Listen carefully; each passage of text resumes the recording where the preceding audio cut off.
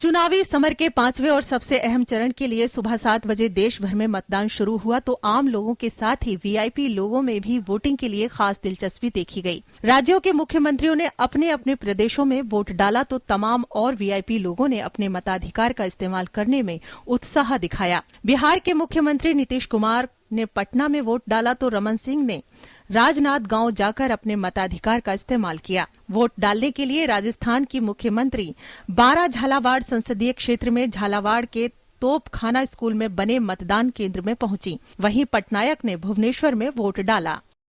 3 Lok Sabha seat और एक जो 4 लोकसभा सीट जिसके चुनाव हो गए हैं उसके सहित 11 लोकसभा में भारतीय जनता पार्टी की अच्छी स्थिति रहेगी और 11 में 11 लोकसभा सीट जीतकर भारतीय जनता पार्टी एक नया इतिहास और नया कीर्तिमान स्थापित करेगी। पार्टी की टक्कर नहीं मानती हूँ। मैं मानती हूँ कि जनता जानती है वो क्या चाहती है। Expect the Biju Janata Dal to do very well in the forthcoming Parliament and Assembly elections. कई केंद्रीय मंत्री भी अपने अपने संसदीय सीटों पर मतदान के लिए पहुंचे। कर्नाटक में केंद्रीय मंत्री वीरप्पा मोइली ने वोट डाला तो गृह मंत्री सुशील कुमार शिंदे ने सोलापुर में वोट डाला। एक और केंद्रीय मंत्री ज्योतिरादित्य सिंधिया ने गुना में मतदान किया। बिहार में हर दल के बड़े नेताओं ने जमकर अपने मताधिकार का इस्तेमाल किया। बीजेपी के कई नेता पटना के अलग अलग मतदान केंद्रों पर बटन दबाने के लिए पहुंचे। इनमें पटना साहिब से चुनाव लड़ रहे शत्रुघ्न सिन्हा के अलावा पार्टी के वरिष्ठ नेता रविशंकर प्रसाद और सीपी ठाकुर शामिल रहे।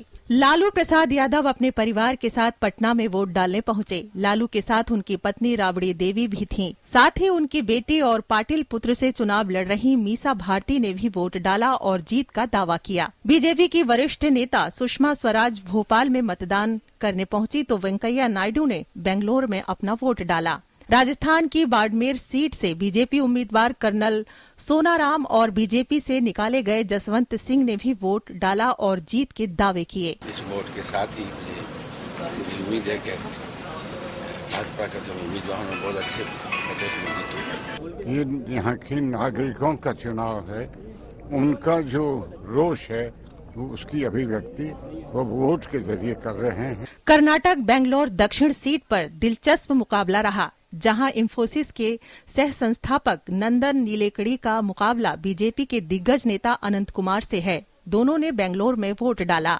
एनसीपी नेता सुप्रिया सूले ने बारामती में मताधिकार किया। कांग्रेस नेता और पूर्व मंत्री सुरेश कलमाड़ी ने पुणे और पूर्व सीएम अशोक चौहान ने नांदेड़ में मतदान किया। चुनाव में सामाजिक और धार्मिक नेताओं ने भी बढ़ चढ़कर मतदान किया। रालेगढ़ सिद्धि में सामाजिक कार्यकर्ता अन्ना हजारे ने वोट किया। आज हुए मतदान में ज्यादातर जगहों पर लोगों ने भारी मतदान किया और वीआईपी उम्मीदवार भी इसमें पीछे नहीं रहे। Bureau report, DD news.